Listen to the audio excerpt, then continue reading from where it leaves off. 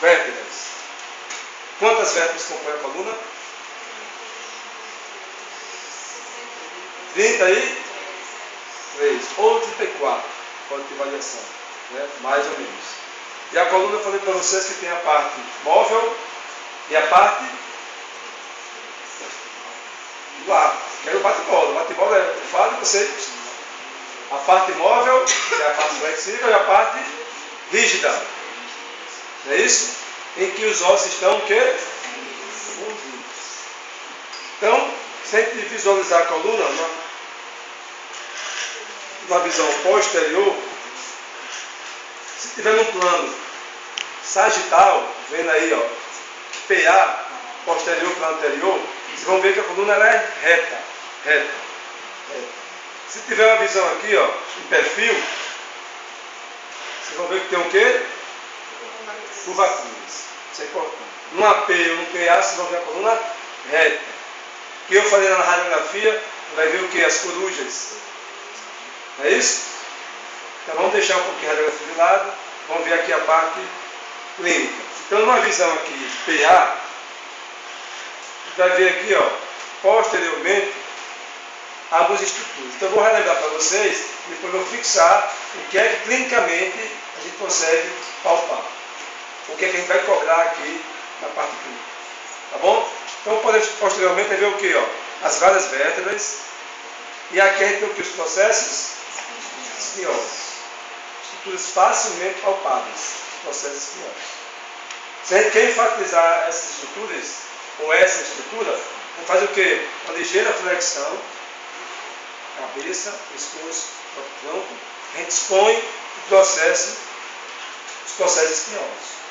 Os mais fáceis, ou os um pouquinho mais difíceis. Mas, no geral, a gente consegue palpar facilmente. E a gente chama atenção para uma vértebra bem proeminente. A sétima e a oitava, duas vértebras. A sétima e a oitava, sétima e a primeira vértebra torácica. A sétima vértebra cervical, C7, bem proeminente. A gente vai aqui, ó, 1, 2, 3, 4, 5, 6, ó, 7. E logo abaixo tem outra bem proeminente, C8. Então, oi? T1. Gosto de ver assim, bate bola. Pulou, já. Então, 7 vértebras cervicais, não é isso? 12 vértebras torácicas. A gente consegue palpar os processos espinhosos. Evidentemente que as primeiras cervicais a gente não vai conseguir ter uma precisão, mas a gente consegue palpar. Certo? Eu chamo a atenção para a sétima vértebra, ok? E a primeira vértebra torácica. Em alguns indivíduos, quando a gente faz a flexão, a gente vê lá duas, a gente não sabe quem é quem. Então, a primeira dica é palpar, tentar fazer movimento de rotação. Se a vértebra tiver um movimento, quer dizer que C7. Tá? Logo abaixo, T1. Tá bom? Então, os processos espinhosos. É importante não esquecer que a vértebra é composta por vários componentes. Certo? Vários componentes. Se a gente visualizar anteriormente, que a gente não consegue palpar, mas é importante relembrar e ir lá nos slides, a gente vai ter o que? Os corpos vertebrais. Os corpos vertebrais. Que vai aumentando em tamanho de cima para baixo. Por quê? Sustentação de peso. Né? É uma resposta adaptativa. Se vai aumentando o número de estruturas para suportar o peso, consequentemente o corpo vai aumentando. Porque é a principal estrutura que vai absorver peso. Que vai transmitir para quem? Para os discos. Discos e vertebrais. É isso? Eu já aproveito para destacar dois componentes do disco. Quais são? O núcleo pulposo, composto sobretudo por água, por 80% líquido. Para quê? Para servir como uma esponja. Né? Absorve e depois achata. Fica entumecido, depois achata. E eu falei para vocês na aula que quando é cedinho a gente fica mais, né, um pouquinho maior, em virtude do disco mais cheio, e depois a gente vai achatando com o esforço repetitivo. E na periferia tem quem? Anel fibroso. Então é importante lembrar disso. O núcleo pulposo e o anel fibroso na periferia. Também interferindo na absorção do peso, que vai sendo retransmitido para os ligamentos. O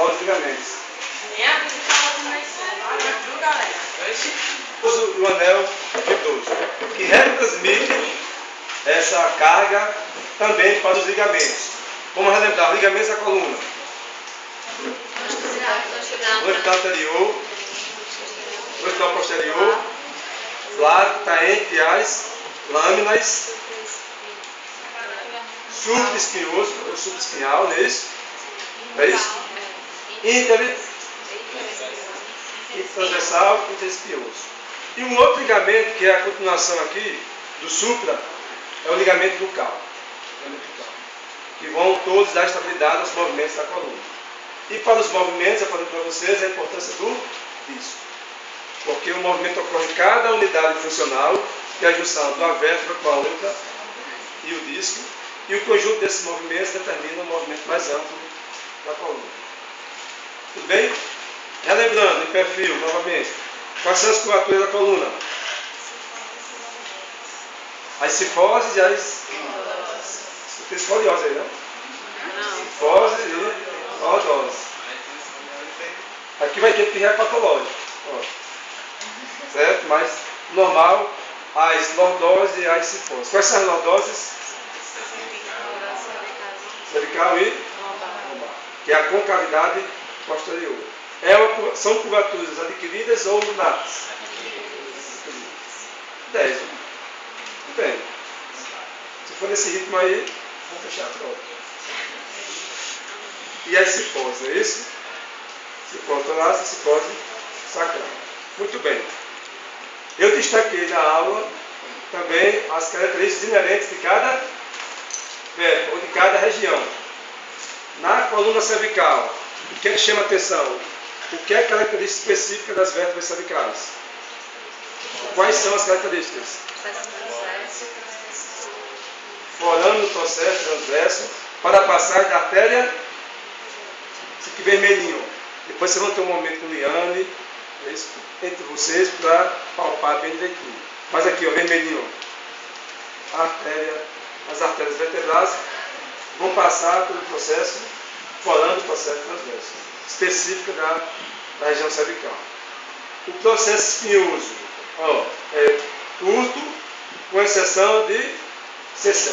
A gente vai palpar daqui a pouco. Certo?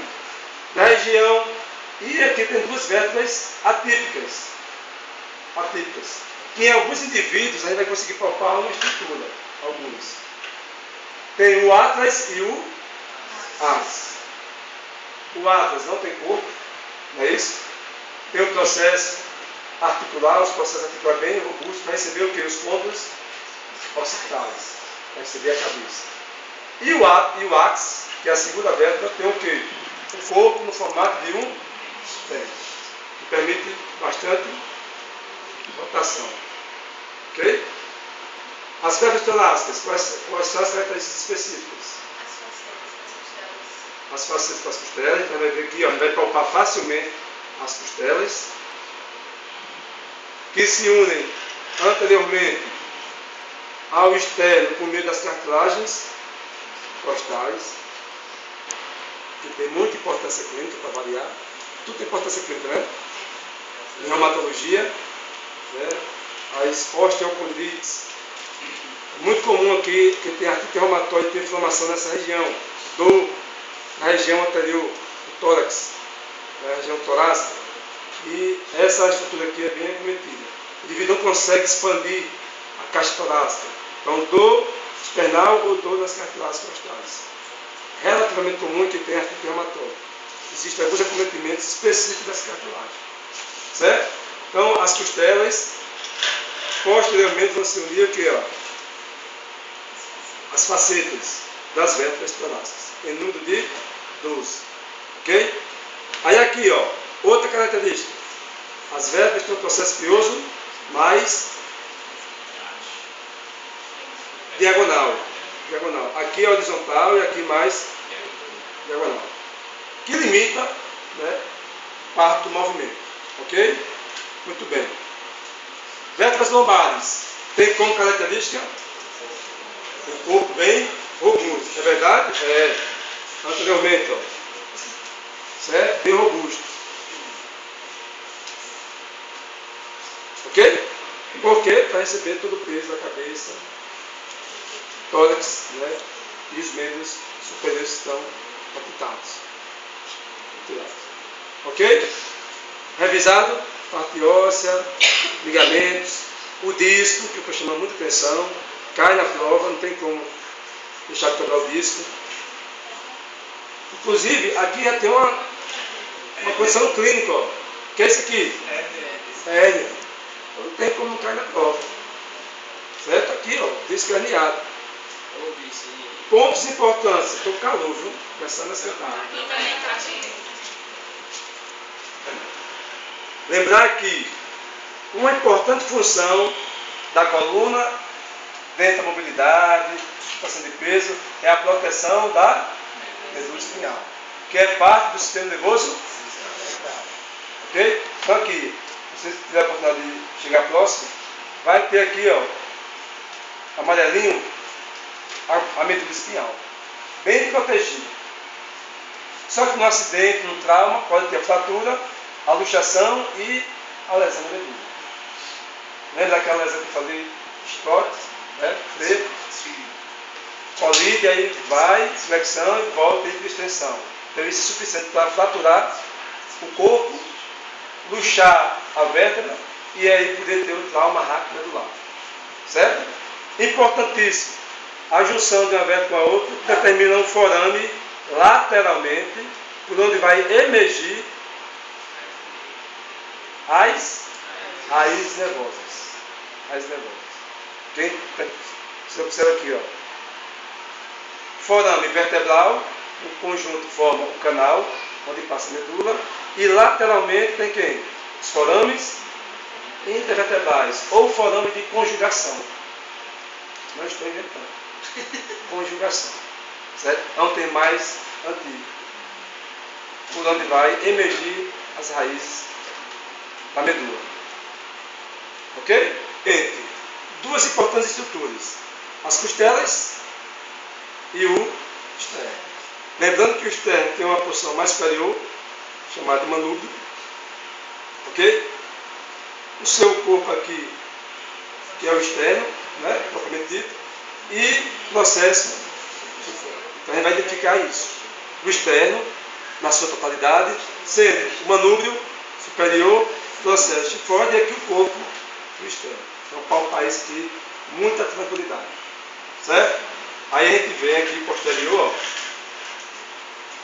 palpar facilmente os processos espinhosos, fazendo a flexão, né, enfatizar. Aqui, ó, a gente vai palpar o ligamento nucal, alguns fáceis, outros mais difíceis. A gente vai fazer o que? Uma ligeira flexão e vai expor um cordão. Vindo aqui, ó, da base da região occipital, descendo nas vértebras cervicais. A gente vai ver um cordãozinho aqui em cima, né, que é o ligamento nucal. Alguns até têm uma crepitaçãozinha, pode estar um pouco espessado. Ele já é espesso, então ligamento nucal. Ok? Aí vai palpar C7 e T1, ok? Desce. Aí chega aqui, ó, a crista do sacro, que são as vértebras fundidas posteriormente, a crista do sacro, ok? A gente vai palpar já na coluna, como vai ter altamento de quadril, a gente também vai ver junto, mas coluna, vê aqui, ó, as espinhas e líquidos póstero superiores, que a gente vai identificar clinicamente com aqueles orifícios, tá? As espinhas e líquidos póstero superiores.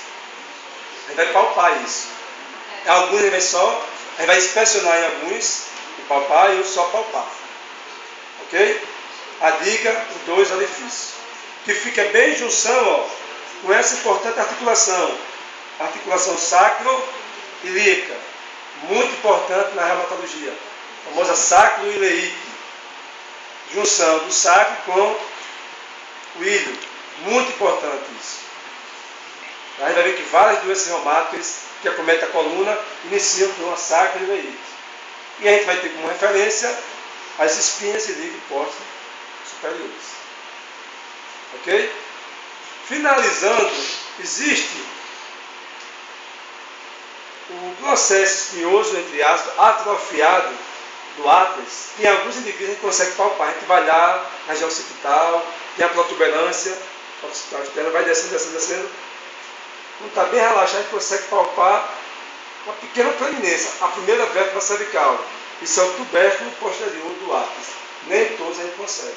Tem que estar deitado, relaxado, para aliviar a tensão do ligamento bucal. Ele vai descendo, descendo, aí, opa, uma pontinha de osso. Faz um movimento tubérculo posterior do átrios.